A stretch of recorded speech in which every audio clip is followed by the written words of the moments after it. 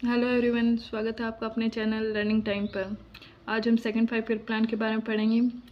First 5 year plan cover कर चुके हैं, उसे आप चैनल पर जाकर देख सकते हैं।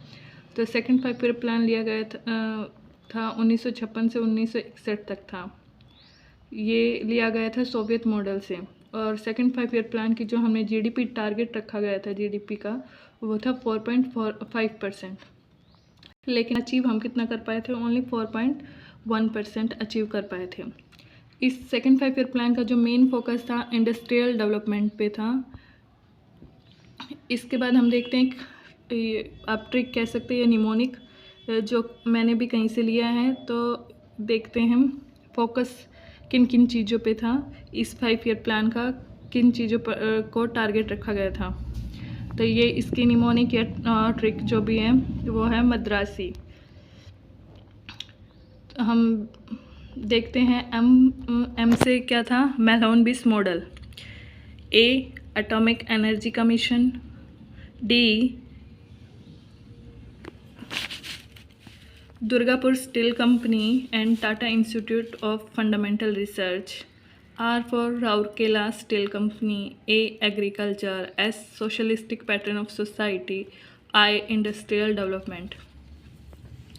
अब हम एक बार रिवर्स में देखते हैं, थोड़ा समझने की कोशिश करते हैं। मेन फोकस था इंडस्ट्रीज़ पर, इंडस्ट्रियल डेवलपमेंट था सेकंड 5 ईयर प्लान का, ताकि कंट्री की अच्छे से ग्रोथ हो सके, इकोनॉमी को सपोर्ट मिल सके।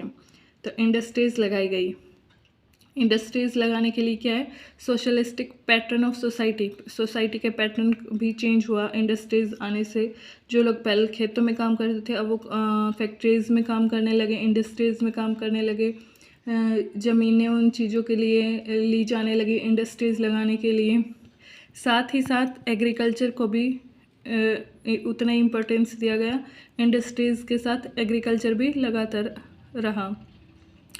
उसके बाद इंडस्ट्रीज़ कौन कौन सी आई थी? इंडस्ट्रीज़ आई थी Rourkela steel company, Durgapur steel company and Tata institute of fundamental research. ये क्या है? इंडस्ट्रीज़ थी। उसके बाद आया एटॉमिक एनर्जी कमीशन। अब क्योंकि पार्टीशन के बाद हमें एक अपना एटॉमिक एनर्जी पर भी फोकस किया गया था। एटॉमिक एनर्जी कमीशन के बाद आया मैलोनबिस मॉडल, जिस पे मैलोनबिस मॉडल पर ये complete second 5 year plan based था मैलोनबिस मॉडल के ऊपर।